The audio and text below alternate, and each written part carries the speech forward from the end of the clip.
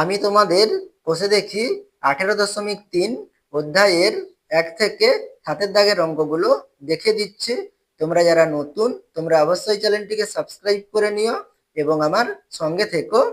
1 দাগের অঙ্ক, 1000-এর নিকটতম পূর্ণবর্গ সংখ্যা খুঁজি। তাহলে এখানে তোমাদের 1000-এর কাছাকাছি একটি পূর্ণবর্গ সংখ্যা নির্ণয় করতে হবে। তাহলে এখানে আমাদের কত রয়েছে? 1000 রয়েছে। তাহলে 1000 সংখ্যাটা পূর্ণবর্গ কি পূর্ণবর্গ নয় সেটা আমাদের প্রথমে দেখে নিতে হবে। তাহলে এখানে আমরা কিভাবে দেখব? তাহলে 1000-এর আমরা কি করব? বর্গমূল নির্ণয় করব। আমাদের যদি 1000-এর বর্গমূল যদি অখণ্ড সংখ্যা হয় তখন আমরা কি বুঝতে পারবো 1000 সংখ্যাটা আমাদের কি পূর্ণবর্গ সংখ্যা। তাহলে এখানে আমাদের প্রথমে কি করে নিতে হবে? 1000-এর আমাদের বর্গমূল নির্ণয় করতে হবে। তাহলে এখানে দেখো, আমরা বর্গমূল উৎপাদকের সাহায্যে নির্ণয় করতে পারি এবং কি আমরা ভাগ প্রক্রিয়ার সাহায্যে কি নির্ণয় করতে পারি? আমরা বর্গমূল নির্ণয় করতে পারি। তাহলে এখানে আমরা কি করব? ভাগ প্রক্রিয়ার সাহায্যে বর্গমূল নির্ণয় করব। তাহলে এখানে আমাদের প্রথমে আমরা 1000 লিখব। তাহলে 1000-এর ডান দিক থেকে আমরা দুটি করে অঙ্ক নিয়ে আমরা এভাবে জোড়া জোড়া কি করব? দাগ দেব। ঠিক আছে, প্রথমে দুটো শূন্য নিয়ে আমরা দাগ দেব, তারপরে 0 আর 1 নিয়ে আমরা কি করব? দাগ দেব। তাহলে এখানে আমরা 1000-এর বর্গমূল করব ভাগ প্রক্রিয়ার সাহায্যে। তাহলে এখানে আমরা বাম দিক থেকে কি করব? ভাগ করব। তাহলে এখানে আমরা প্রথমে কাকে ভাগ করব? 10-কে ভাগ করব। তাহলে কিভাবে ভাগ করবে? তাহলে এখানে আমরা যদি 2 দিয়ে ভাগ করি বা 1 দিয়ে যদি ভাগ করি তাহলে 1-কে 1 দিয়ে গুণ করতে হবে। তাহলে 1 একে কত? 1। 2 দিয়ে ভাগ করলে তাহলে 2 দিয়ে গুণ করতে হবে। তাহলে 2 দুগুণে কত? 4। আর 3 দিয়ে ভাগ করলে 3 দিয়ে গুণ করবো। তাহলে 3 তিরিকে 9। আর 4 দিয়ে ভাগ করলে তাহলে 4 দিয়ে গুণ করব। তাহলে 4 4 কত? 16, বেশি হয়ে যাবে। তাহলে এখানে আমরা 3 দিয়ে ভাগ করব। তাহলে 3 দিয়ে ভাগ করলে আমাদের 3-কে 3 দিয়ে গুণ করতে হবে। তাহলে 3 তিরিকে কত লিখবো? আমরা এখানে 9 লিখবো। তাহলে 10 থেকে 9 বিয়োগ করলে কত হয়? 1 হয়। তাহলে 1 লিখবো। এরপর আমরা দুটো শূন্য নামাবো, অর্থাৎ কি জোড়া জোড়া আমরা নামাবো। তাহলে এখানে আমরা দুটো শূন্য নামাবো। এরপরে আমরা 100-কে ভাগ করব। তাহলে 100-কে কত দিয়ে ভাগ করব? তাহলে এখানে এখন বর্তমানে ভাগফল কত? 3। তাহলে 3-এর দ্বিগুণ কত? 6। তাহলে এখানে আমরা কত লিখবো? 6 লিখবো। এরপরে দেখো, 6-এর পরে আমাদের একটি অঙ্ক লিখতে হবে। এখানে যদি আমরা যদি 1 লিখি তাহলে 1 দিয়ে গুণ করব। তাহলে এখানে 1 লিখলে কত হবে? 61। তাহলে 61-কে 1 দিয়ে গুণ করব। আর এখানে এখানে আমরা যদি 2 লিখি তাহলে কত হবে? 62 হবে। তাহলে 62-কে 2 দিয়ে গুণ করব। তাহলে 62-কে 2 দিয়ে গুণ করলে আমাদের কি হয়ে যাবে? 100 থেকে বেশি হয়ে যাবে। তাহলে এখানে আমরা 1 দিয়ে গুণ করব। সেই জন্য আমরা কি করব? 6-এর পরে আমরা 1 লিখবো। তাহলে 61 হবে এবং আমরা এই 61-কে 1 দিয়ে গুণ করব। তাহলে আমরা এখানে ভাগফলে 3-এর পরে কত লিখবো? 1 লিখবো। তাহলে 61-কে 1 দিয়ে গুণ করলে কত হয়? 61 হয়। তাহলে বিয়োগ করলে কত হবে? এখানে 100 থেকে 61 বিয়োগ করলে 39 হবে। তাহলে এখানে দেখো, আমাদের ভাগশেষ এখানে আমাদের বিয়োগফল কত? 39 কি রয়ে যাচ্ছে, এখানে কিন্তু আমাদের শূন্য হচ্ছে না। তাহলে এখানে আমাদের এই 1000 সংখ্যাটা কি পূর্ণবর্গ সংখ্যা? পূর্ণবর্গ কিন্তু সংখ্যা নয়, কারণ এখানে আমাদের দেখো বিয়োগফল কত? 39 থেকে যাচ্ছে। তাহলে কখন এই সংখ্যাটা পূর্ণবর্গ সংখ্যা হবে? যদি এখানে 39 কম থাকতো। তাহলে 39 কম থাকলে সংখ্যাটি কত হবে? তাহলে এখানে আমরা 1000 থেকে 39 বিয়োগ করব। তাহলে এখানে আমাদের 1000 থেকে 39 বিয়োগ করলে কত হয়? তাহলে এখানে আমাদের 100 থেকে 39 বিয়োগ করলে কত হয়? 61 হয়। তাহলে 100 থেকে 39 বিয়োগ করলে 61, আর এখানে 1000 রয়েছে, তাহলে বাকি 900 রয়েছে। তাহলে এখানে আমাদের 1000 থেকে 39 বিয়োগ করলে কত হয়? 961 হয়। তাহলে এখানে 961 একটা কি হবে? পূর্ণবর্গ সংখ্যা হবে। তাহলে এখানে দেখো, এই 1000-এর পরিবর্তে যদি এখানে আমাদের 961 থাকতো তখন এখানে আমাদের কিন্তু বিয়োগফল কি হতো? শূন্য হতো। তখন আমাদের 961 কি হয়ে যাবে? একটি পূর্ণবর্গ সংখ্যা হয়ে যাবে। তাহলে 961 একটি কি পূর্ণবর্গ সংখ্যা। তাহলে সেইটা আমরা এখানে লিখে নেব। তাহলে 961 একটি কি পূর্ণবর্গ সংখ্যা। তাহলে এখানে দেখো, তাহলে 1000-এর থেকে নিচে মানে 1000-এর থেকে কম একটি পূর্ণবর্গ সংখ্যা কত? 961। আর তোমাদের প্রশ্নে কি বলেছে? 1000-এর কাছাকাছি একটি পূর্ণবর্গ সংখ্যা নির্ণয় করতে বলেছে।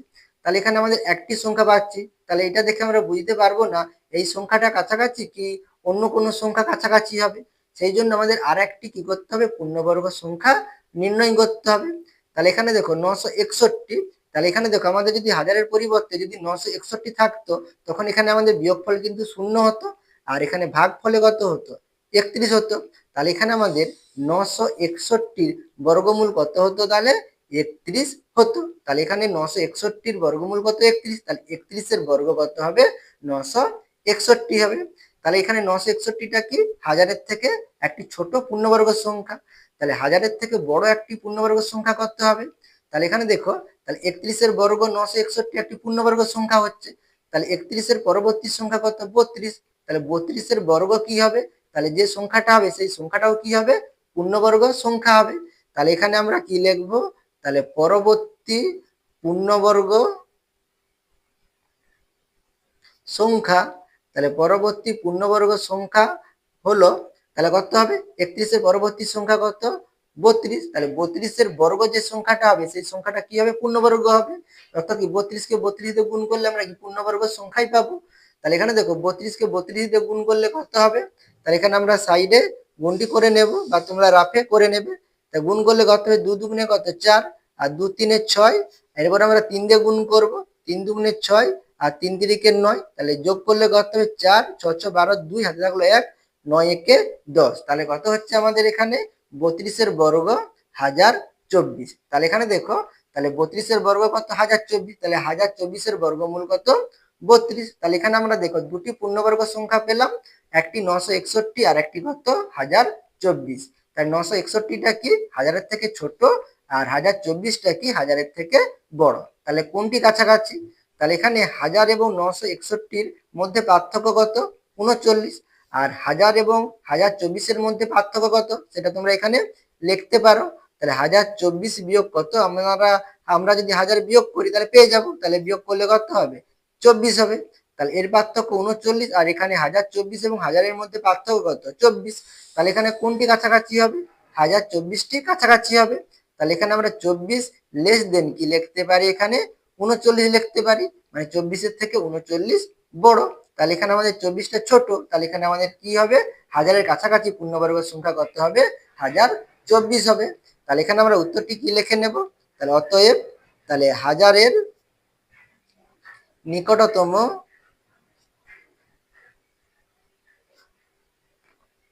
পূর্ণবর্গ সংখ্যা 1024। ঠিক আছে।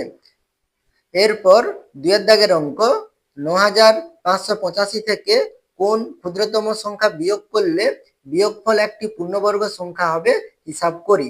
তাহলে এখানে তোমাদের কি বলেছে? 9585 থেকে কোন সংখ্যা বিয়োগ করলে আমরা যে বিয়োগফলটা পাবো সেই বিয়োগফলটা কি হবে? পূর্ণবর্গ সংখ্যা হবে। তাহলে এখানে আমাদের 9500 থেকে কত বিয়োগ করলে বিয়োগফলটি পূর্ণবর্গ সংখ্যা হবে সেটা নির্ণয় করতে হবে। অর্থাৎ এখানে আমরা কি নির্ণয় করব? তাহলে কত বিয়োগ করতে হবে সেই সংখ্যাটা আমরা এখানে নির্ণয় করব। তাহলে এখানে আমাদের অবশ্যই 9585 কি পূর্ণবর্গ সংখ্যা নয়। তাহলে এখানে দেখো 9585 পরিবর্তে আমি যদি এখানে বলি 1000, তাহলে 1000 থেকে কোন ক্ষুদ্রতম সংখ্যা বিয়োগ করলে বিয়োগফল একটি পূর্ণবর্গ সংখ্যা হবে। তখন কি হবে? দেখো একের দাগের অঙ্কেরই মতো। তাহলে একের দাগের অঙ্কটি একবার দেখে নাও। তাহলে এখানে দেখো আমি 1000 বলেছি। তাহলে 1000 থেকে আমরা যদি 39 বিয়োগ করি তাহলে যে সংখ্যাটা পাবো সেই সংখ্যাটা কি হবে? আমাদের কি হবে? পূর্ণবর্গ সংখ্যা হবে। তাহলে এখানে আমাদের 2 দাগের অঙ্কে কি বলেছে? আমাদের সংখ্যাটি কত বলেছে? 9585 বলেছে। তাহলে এখানে আমরা 9585 কে আমরা যদি বর্গমূল করি তাহলে আমরা কি পেয়ে যাব? উত্তরটি পেয়ে যাব। তাহলে বর্গমূল করার জন্য আমাদের কি করতে হবে? ডান দিক থেকে দুটি করে অঙ্ক নিয়ে আমাদের জোড় করতে হবে। এরপরে আমরা কি করব? প্রথমে তাহলে আমরা বাম দিক থেকে ভাগ করব। তাহলে এখানে বাম দিকে কত রয়েছে? 95 রয়েছে। তাহলে 95 কে ভাগ করব। তাহলে কত দিয়ে ভাগ করব? তাহলে 9 লং 81, আর 10 10 100 বেশি হয়ে যাচ্ছে, তাহলে 10 তো হবে না, তাহলে 9 দিয়েই হবে। তাহলে 9 লং কত? 81। তাহলে 95 থেকে 81 বিয়োগ করলে কত হবে? 5 থেকে 1 বিয়োগ করলে 4, আর 9 থেকে 8 বিয়োগ করলে 1। এরপর আমরা কি জোড়া জোড়া নামাবো। তাহলে এখানে 8 5 আছে, তাহলে 8 5 নামাবো। তাহলে এখানে আমাদের কত হচ্ছে? 1485 হচ্ছে। তাহলে এখানে আমরা কত দিয়ে ভাগ করব? তাহলে 9 এর দ্বিগুণ কত? 18। তাহলে এখানে আমরা 18 লিখবো। তাহলে এখানে আমরা 18 পরে কত সংখ্যা লিখবো? কত অঙ্ক লিখবো? তাহলে এখানে আমাদের একটি কি অঙ্ক লিখতে হবে। তাহলে এখানে আমরা এই অঙ্কটা বাদ দেবো, এখানে আমরা শেষের 5 বাদ দেবো। তাহলে এখানে আমাদের কত হচ্ছে? 148। এখানে আমাদের কত হচ্ছে? 18 হচ্ছে। তাহলে 18 সাথে কত? 126। 18 আসতে কত? 144। আর 18 লং কত? 162। তাহলে 148 রয়েছে। তাহলে 162 কি বেশি হয়ে যাবে। তাহলে 18 সাথে 126, আর 18 আসতে কত? 144।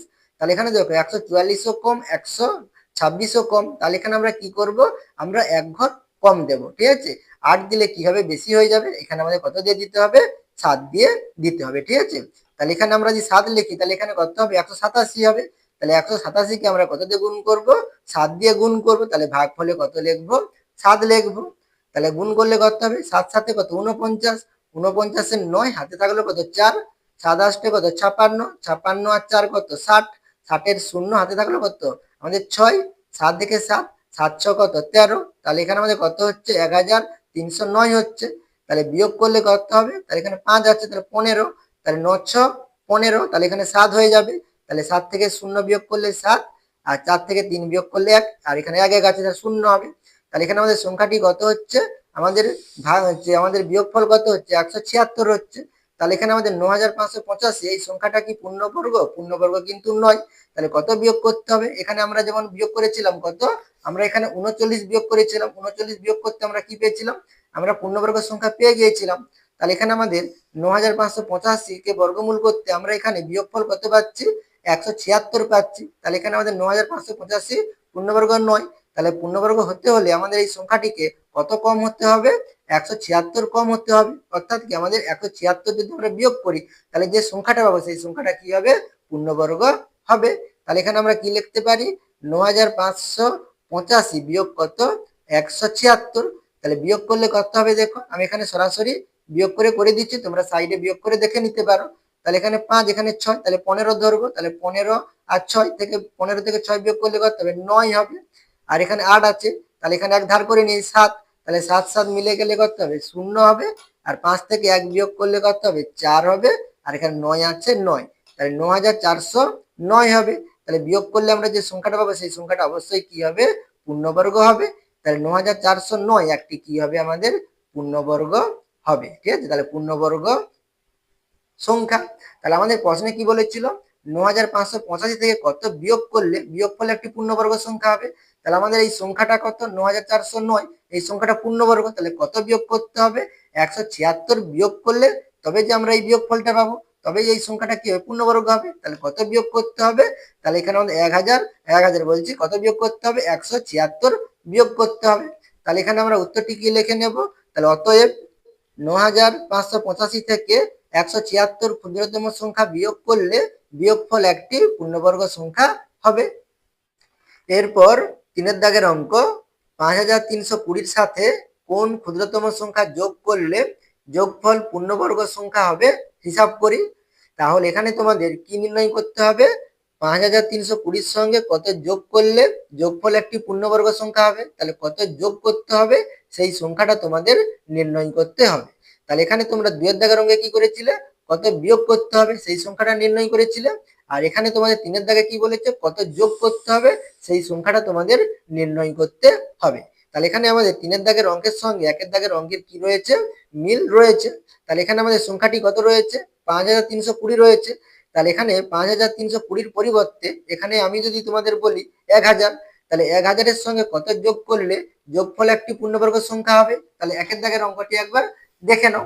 তাহলে 1 দাগের অঙ্কে দেখো আমাদের 1000 ছিল, তাহলে 1000 কাছাকাছি আমরা দুটি পূর্ণবর্গ সংখ্যা পেয়েছিলাম, একটি কত 961 আর একটি কত 1024। 961টা কি আমাদের 1000 থেকে কত 39 কম, আর 1024টা কি আমাদের 1000 থেকে কত 24 বেশি। তাহলে এখানে 1000-এর সঙ্গে কত যোগ করলে আমরা আমরা পূর্ণবর্গ সংখ্যা পাবো 24 যোগ করলে কি পাবো একটি পূর্ণবর্গ সংখ্যা পাবো। তাহলে এখানে আমাদের কি করতে হবে 1000-এর থেকে বড় একটি আমাদের কি নির্ণয় করতে হবে পূর্ণবর্গ সংখ্যা নির্ণয় করতে হবে। তাহলে একইভাবে আমরা তাহলে এখানে আমাদের 3 দাগের অঙ্কে কি ছিল আমাদের 5320 কত ছিল 20 ছিল। তাহলে এখানে আমাদের 5320 থেকে বড় একটি কি নির্ণয় করতে হবে পূর্ণবর্গ সংখ্যা নির্ণয় করতে হবে। তাহলে এখানে আমাদের 5320 অবশ্যই কি নয় পূর্ণবর্গ সংখ্যা নয়। সেই জন্য আমাদের কি বলেছে তাহলে 5320 সঙ্গে কত যোগ করলে পূর্ণবর্গ সংখ্যা হবে, তাহলে এই সংখ্যাটা অবশ্যই কি পূর্ণবর্গ সংখ্যা নয়। তাহলে এখানে আমাদের প্রথমে কি করে নিতে হবে তাহলে বর্গমূল করে নিতে হবে ভাগ প্রক্রিয়ার সাহায্যে।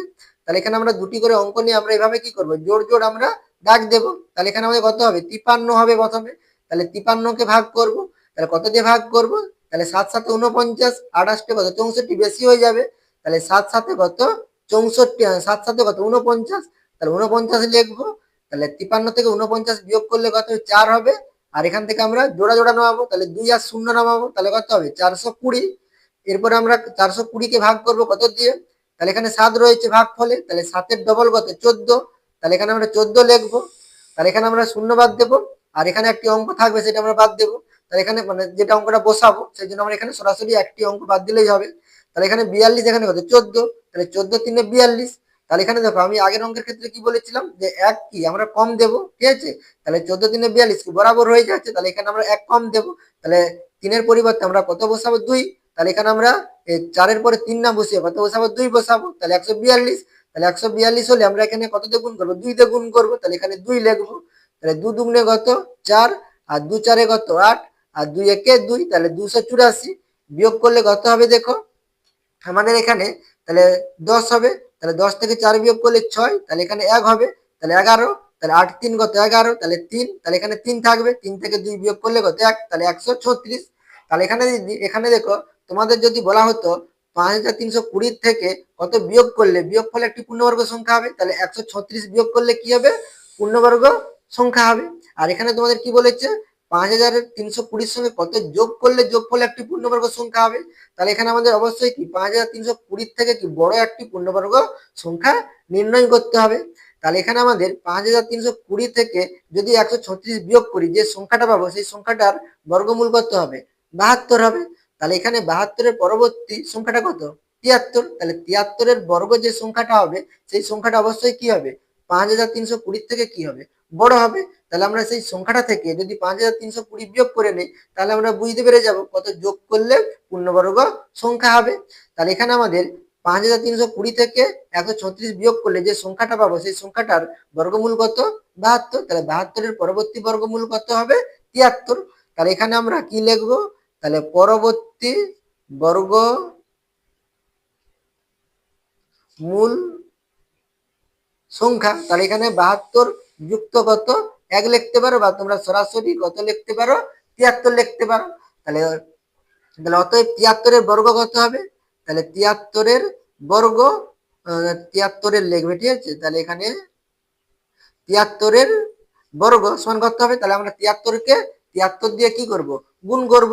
তাহলে 73-কে 73 দিয়ে গুণ করলে কত হবে 3 3-কে কত 9, আর 3 7-এ কত 21। এবারে 7 দিয়ে গুণ করবো, 7 3-এ কত 21, হাতে থাকলে কত 2, 7 7 49, 49 2 কত 51, তাহলে 51, তাহলে যোগ করলে কত হবে 9, 1 1 কত 2, 2 1-এ 3, আর এখানে কত 5। তাহলে এখানে আমাদের 73-এর বর্গ কত 5300 কত 29। তাহলে এটা দেখো আমাদের কত 5320 থেকে কি বড়, তাহলে কত যোগ করতে হবে, তাহলে এখানে দেখো 5320 রয়েছে, এখানে কত 5309 রয়েছে, তাহলে 9 বেশি। তাহলে এখানে আমরা কি করতে পারি 5320 সঙ্গে আমরা যদি 9 যোগ করি তাহলে আমরা কত পাবো 5329 পাবো। তাহলে এই সংখ্যাটা কি হবে পূর্ণবর্গ সংখ্যা হবে। তাহলে কত যোগ করতে হবে 9 যোগ করতে হবে। তাহলে এখানে আমরা উত্তরটি কি লিখে নেব, তাহলে অতএব 5320-র সাথে তাহলে এখানে আমরা 5329 থেকে কত বিয়োগ করব 5320 বিয়োগ করব। তাহলে 5329 বিয়োগ 5320 সমান কত হবে 9 হবে। তাহলে 9 ক্ষুদ্রতম সংখ্যা যোগ করলে যোগফল পূর্ণবর্গ সংখ্যা হবে। এরপরে 4-এর দাগের অঙ্ক, শূন্য ছাড়া এমন একটি ক্ষুদ্রতম পূর্ণবর্গ সংখ্যা খুঁজি যা 15, 25, 35 ও 45 দ্বারা বিভাজ্য। তাহলে এখানে তোমাদের কি নির্ণয় করতে হবে 15, 25, 35 ও 45 দ্বারা বিভাজ্য একটি কি নির্ণয় করতে হবে পূর্ণবর্গ সংখ্যা নির্ণয় করতে হবে, এবং কি সেই সংখ্যাটি যেন কি হয় ক্ষুদ্রতম হয়। তাহলে 15, 25, 35 ও 45 দ্বারা বিভাজ্য একটি ক্ষুদ্রতম পূর্ণবর্গ সংখ্যা নির্ণয় করতে হবে। তাহলে এখানে আমাদের কি বলেছে বিভাজ্য বলেছে, তাহলে 15, 25, 35 ও 45 দ্বারা বিভাজ্য সংখ্যা কোনগুলি হবে, তাহলে এখানে এই সংখ্যাগুলোর সাধারণ গুণিতক যে সংখ্যাগুলো সেই সংখ্যাগুলো কি হবে 15, 25, 35 ও 45 দ্বারা কি হবে বিভাজ্য হবে গুণিতকগুলো, সাধারণ গুণিতকগুলো। তাহলে এখানে কি বলেছে ক্ষুদ্রতম বলেছে, তাহলে ক্ষুদ্রতম মানে কি, তাহলে এখানে আমাদের লঘিষ্ঠ, তাহলে লঘিষ্ঠ সাধারণ গুণিতক নির্ণয় করতে হবে। তাহলে লঘিষ্ঠ সাধারণ গুণিতক মানে কি আমাদের লসাগু প্রথমে নির্ণয় করতে হবে। তাহলে 15, 25, 35 ও 45-এর প্রথমে আমরা কি করে নেব লসাগু নির্ণয় করে নেব। তাহলে এখানে আমাদের তাহলে কত রয়েছে, তাহলে 15, 25 আর হচ্ছে 35 এবং কত 45-এর লসাগু নির্ণয় করব। তাহলে এখানে আমি প্রথমে 5 দিয়ে দিচ্ছি, তাহলে 5 3-এ 15, 5 5-এ 25, 5 7-এ 35, 5 লং 45। এবারে 9 আর 3 আছে 3 দিয়ে দিচ্ছি, তাহলে 3 একে 3, 5 যাবে না, 7 যাবে না, 3 3-কে 9, তাহলে এখানে দেখো একটি করেই আমাদের একটি করে অঙ্ক রয়েছে, এখানে কোনোটা যাবে না, তাহলে একটি করে আমরা দেবো। তাহলে 5 দিচ্ছি প্রথমে, তাহলে 1, 5 একে 5, তাহলে 7 থাকবে, 3 থাকবে, এবারে 7 দিয়ে দেবো, তাহলে 1 থাকবে, 1 থাকবে, 7 একে 7, এরপরে 3 থাকবে, এরপরে আমরা 3 দিয়ে দেবো, তাহলে 3 দিয়ে দিলে কত হবে 1, 1, 1, 1, আর এখানে 3 একে 3। তাহলে এখানে আমাদের লসাগু কত হবে, তাহলে এখানে আমরা কি লিখতে পারি, তাহলে 15, 25 আর কত 35 ও 45 লসাগু সমান কত লিখবো, তাহলে এই সংখ্যাগুলো গুণ আকারে লিখবো। তাহলে 5 গুণিতক 3 গুণিতক 5 গুণিতক 7 গুণিতক কত 3। তাহলে এখানে দেখো গুণ করলে যে সংখ্যাটা পাবো সেই সংখ্যাটা অবশ্যই কি হবে, 15, 25, 35 ও 45 দ্বারা কি হবে, বিভাজ্য হবে। ঠিক আছে, যেহেতু এটা লসাগু, তাহলে এই লসাগুটা কি হবে, এই সংখ্যাগুলো দ্বারা কি হবে, বিভাজ্য হবে। তাহলে এখানে আমাদের কি বলেছিল, পূর্ণবর্গ সংখ্যা নির্ণয় করতে বলেছিল। তাহলে এখানে আমাদের এই লসাগুটি পূর্ণবর্গ কি পূর্ণবর্গ নয় দেখার জন্য আমাদের কি করতে হবে, তাহলে এখানে যে অঙ্কগুলো রয়েছে, উৎপাদকগুলো রয়েছে, এই উৎপাদকগুলোকে কি করতে হবে, জোড়া জোড়া আকারে লিখতে হবে। তাহলে এখানে দুটো 5 আছে, তাহলে এখানে আমরা কি লিখতে পারি, 5 স্কোয়ার। দুটো 3 আছে, তাহলে কি লিখতে পারি, 3 স্কোয়ার। তাহলে এখানে একটি 7 আছে, তাহলে গুণিতক কত লিখবো, 7 লিখবো। তাহলে এখানে দেখো আমরা 5 বর্গ পাচ্ছি, 3 বর্গ পাচ্ছি, 7 বর্গ কিন্তু পাচ্ছি না। তাহলে এখানে গুণ করলে যে সংখ্যাটা হবে সেই সংখ্যাটা অবশ্যই কি হবে, 15, 25, 35, 45 দ্বারা কি হবে, বিভাজ্য হবে, কিন্তু পূর্ণবর্গ কিন্তু নয়, কারণ এখানে দেখো আমাদের 7 জোড় নেই। তাহলে এখানে এই লসাগুটা কি হবে না, আমাদের পূর্ণবর্গ হবে না। তাহলে কখন পূর্ণবর্গ হবে, যদি এখানে আর একটি কি থাকতো, 7 থাকতো। অর্থাৎ কি এখানে আমরা যদি 7 দিয়ে গুণ করে নেই, গুণ করলে যে সংখ্যাটা পাবো সেই সংখ্যাটা অবশ্যই কি হবে, আমাদের পূর্ণবর্গ সংখ্যা হবে।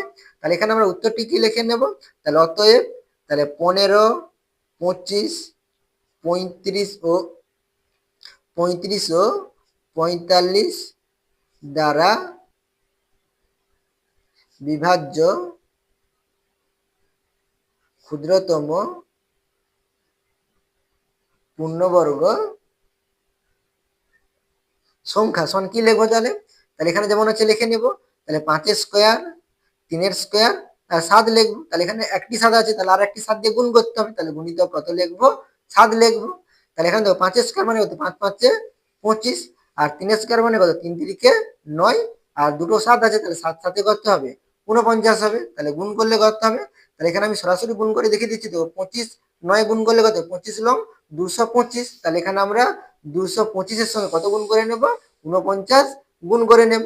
তাহলে 49 গুণ করলে কত হবে, তাহলে এখানে আমাদের কত 9 আছে, তাহলে 9 5 কত 45, 45 এর 5 হাতে থাকলো কত 4, আর 9 দুগুণে 18, 18 4 কত 22, 22 এর 2 হাতে থাকলো কত 2, 9 দুগুণে 18, 18 2 কত 20, তাহলে 2025। এবারে 4 দিয়ে গুণ করব, তাহলে 4 5 কত, 4 5 কত 20, 20 শূন্য হাতে থাকলো 2, 4 দুগুণে 8 হাতে 2, তাহলে কত 10, 10 এর শূন্য হাতে থাকলো কত 1, 4 দুগুণে 8 হাতে 1, তাহলে কত হবে 9।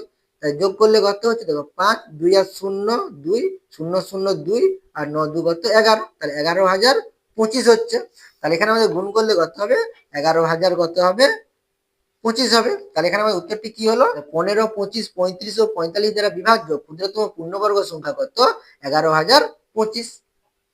এরপর 5 দাগের অঙ্ক দেখো, 4 অঙ্কের ক্ষুদ্রতম ও বৃহত্তম পূর্ণবর্গ সংখ্যা খুঁজি, যা 8, 15, 20 ও 25 দিয়ে বিভাজ্য। তাহলে এখানে তোমাদের 8, 15, 20 ও 25 দিয়ে বিভাজ্য পূর্ণবর্গ সংখ্যা নির্ণয় করতে হবে। সেটা কত অঙ্কের হবে, 4 অঙ্কের হবে, এবং কি ক্ষুদ্রতম এবং বৃহত্তম। তাহলে 4 অঙ্কের ক্ষুদ্রতম এবং বৃহত্তম পূর্ণবর্গ সংখ্যা নির্ণয় করতে হবে।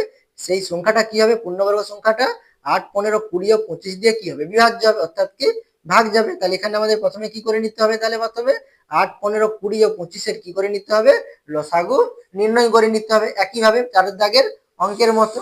তাহলে এখানে আমাদের তাহলে সংখ্যাটি কত, সংখ্যাগুলো কত রয়েছে, 8, 15, তাহলে 20 আর কত রয়েছে 25 রয়েছে। তাহলে এখানে আমরা লসাগু নির্ণয় করব। তাহলে এখানে 5 দিয়ে দিচ্ছি প্রথমে, তাহলে 8 যাবে না, তাহলে 8, তাহলে 5 3 15, 5 4 20, 5 5 25। এরপরে আমি 2 দিয়ে দিচ্ছি, তাহলে 2 4 8, 3 যাবে না, তাহলে 2 দুগুণে 4 আর 5 যাবে না। এবার এখানে 2 আর 4 আছে, তাহলে 2 দিয়ে দেবো, তাহলে 2 দুগুণে 4, তাহলে 3 যাবে না, 2 একে 2, তারপরে 5 যাবে না, 5 থাকবে। তাহলে এখানে একটি অঙ্ক করে অঙ্ক রয়েছে, তাহলে একটি একটি করে আমরা দেবো। তাহলে 2 একে 2, তাহলে 3 যাবে না, 1 থাকবে 5। এবার আমরা 3 দিয়ে দেবো, তাহলে 1 থাকবে, 3 একে 3, 1 থাকবে 5 থাকবে। এবার এখানে 5 আছে, তাহলে 5 দিয়ে দেবো, তাহলে 1 1 1, 5 একে 5। তাহলে এখানে আমাদের কি লিখবো আমরা এখানে আমরা, তাহলে 8 15, তাহলে 20 ও কত 25, তাহলে 25 এর লসাগু, লসাগু সমান আমরা কি লিখবো, তাহলে 5 গুণিতক এই অঙ্কগুলো লিখে নেব। তাহলে 5 গুণিতক কটি 2 আছে, 1 2 3, তিনটি কি রয়েছে 2 রয়েছে, আর 3 আর 5 রয়েছে, তাহলে 3 গুণিতক কত 5। তাহলে 8 15 20 ও 25 এর লসাগু কত, এই সংখ্যাগুলো এই অঙ্কগুলো গুণ করলে আমরা পেয়ে যাবো, লসাগু পেয়ে যাবো। তাহলে যে লসাগুটা পাবো অর্থাৎ যে সংখ্যাটা পাবো সেই সংখ্যাটা অবশ্যই কি হবে, 8 15 20 ও 25 দ্বারা কি হবে, বিভাজ্য হবে। তাহলে এখানে আমাদের কি বলেছিল, আমাদের পূর্ণবর্গ সংখ্যা হতে হবে। তাহলে 4 অঙ্কের বলেছিল বৃহত্তম এবং কি ক্ষুদ্রতম। তাহলে এখানে আমাদের প্রথমে আমাদের কি করতে, পূর্ণবর্গ সংখ্যাটা নির্ণয় করতে হবে, তারপরে আমরা সেটা 4 অঙ্কের বৃহত্তম এবং কি ক্ষুদ্রতম নির্ণয় করব।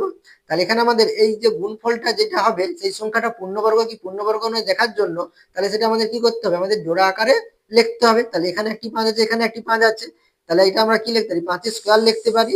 তাহলে এই দুটো 2 নিয়ে আমরা কি লিখতে পারি, 2 এর স্কয়ার লিখতে পারি।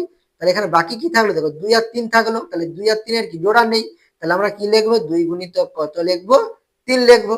তাহলে এখানে গুণ করলে যে সংখ্যাটা পাবো সেই সংখ্যাটা আমাদের কি পূর্ণবর্গ হবে, পূর্ণবর্গ কিন্তু হবে না, কারণ এখানে 2 আর 3 এর কি নেই, বর্গ নেই, মানে এখানে কি একটা একটা করে রয়েছে, এর জোড়া নেই। তাহলে এখানে আমাদের পূর্ণবর্গ কখন হবে, তাহলে এখানে আমরা যদি একটি 2 আর একটি কি 3 গুণ করি, অর্থাৎ 6 গুণ করি, তবে আমরা কি পাবো, পূর্ণবর্গ সংখ্যা পাবো। তাহলে এখানে আমরা কি লিখতে পারি, তাহলে অতএব, তাহলে 8 15 20 ও 25 দ্বারা বিভাজ্য ক্ষুদ্রতম পূর্ণবর্গ সংখ্যা। তাহলে এখানে কি লিখবো, তাহলে 5 স্কয়ার 2 স্কয়ার, তাহলে 2 গুণিতক কত লিখবো, 3 লিখবো। তাহলে এখানে আমাদের কত গুণ করতে হবে, তাহলে একটি 2 একটি 3 কি কম রয়েছে, তাহলে 2 এর সঙ্গে 2 আর কি 3 গুণ করতে হবে। তাহলে গুণ করলে কত হবে দেখো, তাহলে 25 25 কত, 5 স্কয়ার তাহলে কত হবে, 5 5 25, আর 2 স্কয়ার তাহলে কত হবে, 2 দুগুণে 4, আর 2 2 গুণ করলে কত হবে, 2 দুগুণে 4, আর 3 তিরিকে কত 9।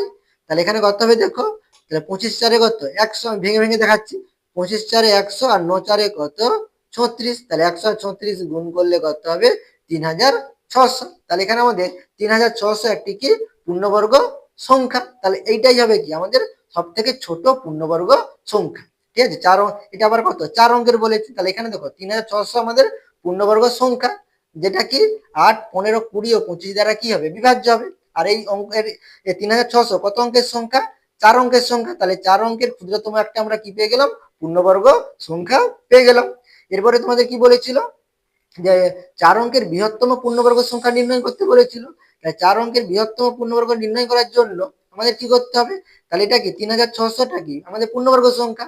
তাহলে 3600 সঙ্গে আমরা কত গুণ করলে পূর্ণবর্গ সংখ্যা পাবো, তাহলে পূর্ণবর্গ সংখ্যার সঙ্গে আমরা যদি পূর্ণবর্গ সংখ্যা গুণ করি তবে কি পাবো, আমরা পরবর্তী পূর্ণবর্গ সংখ্যা পাবো। তাহলে পূর্ণবর্গ সংখ্যাগুলো কি কি 1 4 9 16 25, এই সংখ্যাগুলো কি পূর্ণবর্গ আরো আছে, ঠিক আছে, 36 49।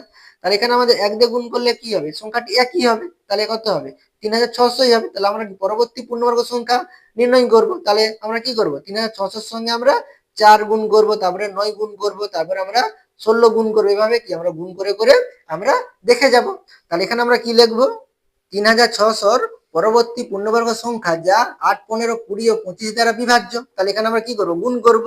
তাহলে 3600 সঙ্গে আমরা কত গুণ করব, তাহলে 1 গুণ করলে একই হবে, তাহলে 1 এর পরবর্তী পূর্ণবর্গ সংখ্যা কত 4, 4 দিয়ে গুণ করব। তাহলে গুণ করলে কত হবে দেখো, তাহলে 4 0 0 4 0 0, 4 6 4 6 কত 24, 24 এর 4 হাতে থাকলো কত 2, আর 4 3 12, 12 2 কত 14। তাহলে এখানে দেখো গুণ করতে কত পেলাম, 14400 পেলাম। তাহলে এটা কত অঙ্কের হয়ে যাচ্ছে, 5 অঙ্কের হয়ে যাচ্ছে। আমাদের কি বলেছিল, 4 অঙ্কের ক্ষুদ্রতম এবং কি বৃহত্তম। তাহলে এখানে দেখো 4 অঙ্কের এটা কিন্তু নয়, এটা কত 5 অঙ্কের। তাহলে এটা আমরা এখানে লিখতে পারি কি, তাহলে 14400 একটি কি আমাদের 5 অঙ্কের সংখ্যা। তাহলে এটা আমাদের কত অঙ্কের সংখ্যা, 5 অঙ্কের সংখ্যা। তাহলে এখানে আমাদের 14400টা হবে না। তাহলে এখানে আমরা 4 অঙ্কের একটি কি পেলাম, পূর্ণবর্গ সংখ্যা পেলাম 3600। তাহলে এটাই কি হবে আমাদের 4 অঙ্কের কি হবে, ক্ষুদ্রতম হবে এবং কি হবে, বৃহত্তম হবে। তাহলে এখানে আমরা উত্তরটি কি লিখে নেব, অতএব 4 অঙ্কের ক্ষুদ্রতম ও বৃহত্তম পূর্ণবর্গ সংখ্যা 3600, যা 8, 15, 20 ও 25 দ্বারা কি বিভাজ্য। এরপর 6 নম্বর দাগের অঙ্ক, 4 অঙ্কের ক্ষুদ্রতম পূর্ণবর্গ সংখ্যা খুঁজি। তাহলে এখানে তোমাদের 4 অঙ্কের পূর্ণবর্গ সংখ্যা নির্ণয় করতে হবে এবং কি সেটার জন্য আমাদের কি হয়, ক্ষুদ্রতম হয়। তাহলে 4 অঙ্কের ক্ষুদ্রতম সংখ্যা কত, 4 অঙ্কের ক্ষুদ্রতম সংখ্যা কত আমাদের 1000। তাহলে 4 অঙ্কের ক্ষুদ্রতম সংখ্যা কত, 1000। এক লেখে কটা, 3টি শূন্য, এটা কি 4 অঙ্কের সংখ্যা। তাহলে 4 অঙ্কের ক্ষুদ্রতম সংখ্যা আমাদের 1000। আবার তোমাদের প্রশ্নে কি বলেছে, 4 অঙ্কের ক্ষুদ্রতম পূর্ণবর্গ সংখ্যা নির্ণয় করতে বলেছে। তাহলে এখানে আমাদের 1000 কি 4 অঙ্কের সংখ্যা।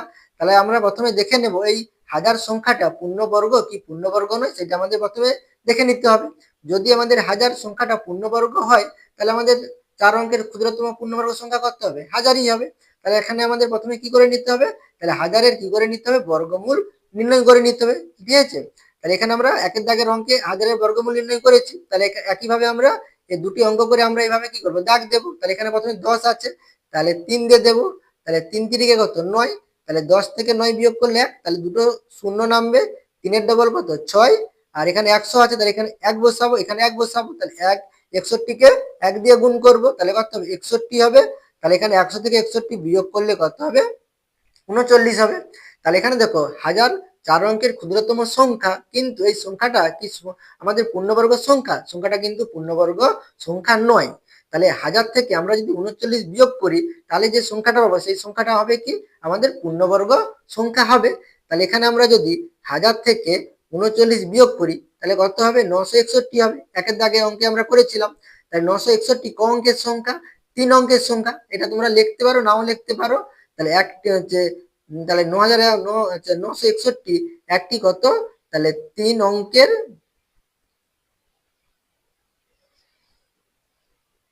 3 অঙ্কের সংখ্যা।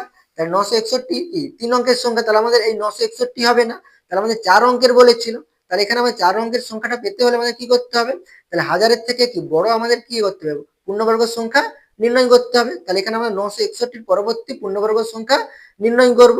তাহলে এখানে আমরা কি লিখবো, তাহলে পরবর্তী, তাহলে পূর্ণবর্গ সংখ্যা। তাহলে পূর্ণবর্গ সংখ্যা হলো কত, তাহলে কত হবে পূর্ণবর্গ সংখ্যা। তাহলে এখানে কত আছে দেখো, 961-র বর্গমূল কত, 31। তাহলে 31-এর পরবর্তী সংখ্যা কত, 32। তাহলে 32-এর বর্গ যে সংখ্যাটা, সেই সংখ্যাটা কি হবে, আমাদের পূর্ণবর্গ হবে। তাহলে পরবর্তী পূর্ণবর্গ সংখ্যা হলো, তাহলে কি হবে, 32-এর স্কোয়ার।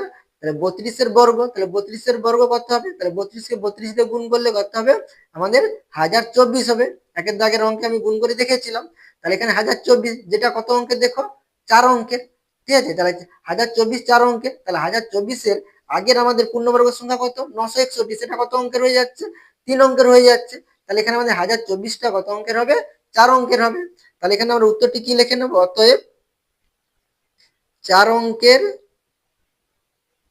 তাহলে 4 অঙ্কের ক্ষুদ্রতম বলেছে, তাহলে 4 অঙ্কের ক্ষুদ্রতম পূর্ণবর্গ সংখ্যা কত হবে, 1024, ঠিক আছে। এরপরে 7 দাগের অঙ্ক দেখো, 4 অঙ্কের বৃহত্তম পূর্ণবর্গ সংখ্যা খুঁজি। তাহলে 4 অঙ্কের কত বলেছে, বৃহত্তম পূর্ণবর্গ সংখ্যা। তাহলে 4 অঙ্কের বৃহত্তম সংখ্যা কত আমাদের, কত 4টি 9। তাহলে এখানে আমরা একইভাবে কি করব, তাহলে 4টি 9-এর কি করব, বর্গমূল নির্ণয় করব, অর্থাৎ কত, 9999-এর বর্গমূল নির্ণয় করব। তাহলে এখানে আমরা প্রথমে কাকে ভাগ করব, 99-কে ভাগ করব। তাহলে 9 লং কত, 81, 10 10-এ কত, 100 বেশি হয়ে যাবে, তাহলে 9 দিয়ে দেবো। তাহলে 9 লং কত, 81। তাহলে 99 থেকে 81 বিয়োগ করলে কত হবে, 8 হবে। আর 9 থেকে 8 বিয়োগ করলে 1 হবে, 1 হবে, তাহলে 18 হবে। এবারে আমরা কি জোড়া নামাবো, তাহলে 9 9 নামাবো, তাহলে কত হবে 1800 কত 99। এবার এখানে 9 আছে, 9-এর দ্বিগুণ কত, 18। তাহলে এখানে আমরা কত লিখবো, 18 লিখবো। তাহলে এখানে আমরা একটি অঙ্ক বাদ দেবো, তাহলে এখানে কত হবে, 189 হবে।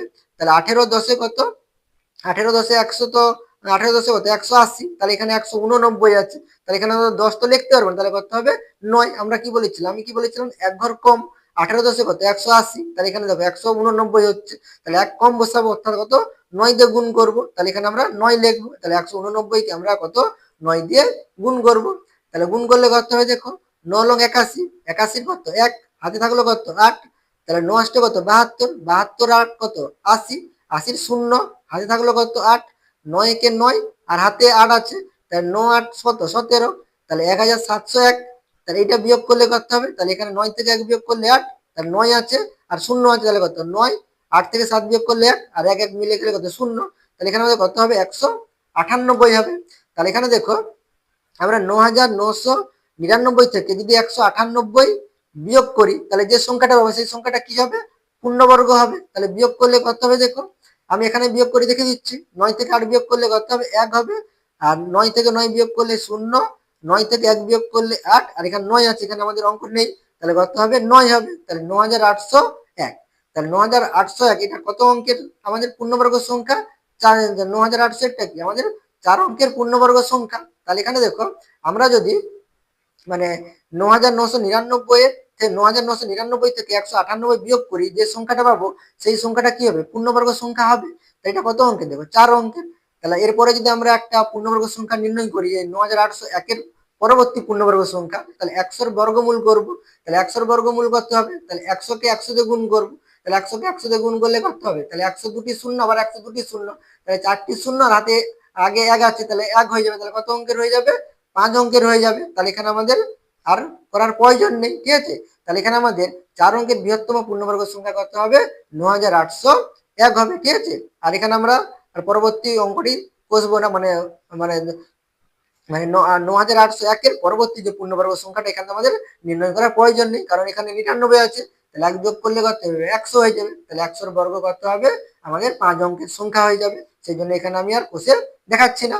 তাহলে আমাদের 4 অঙ্কের বৃহত্তম পূর্ণবর্গ সংখ্যা কত হবে, 9801 হবে। তাহলে এখানে আমরা উত্তরটি কি লিখে নেব, অতএব তাহলে 4 অঙ্কের বৃহত্তম পূর্ণবর্গ সংখ্যা কত, 9801।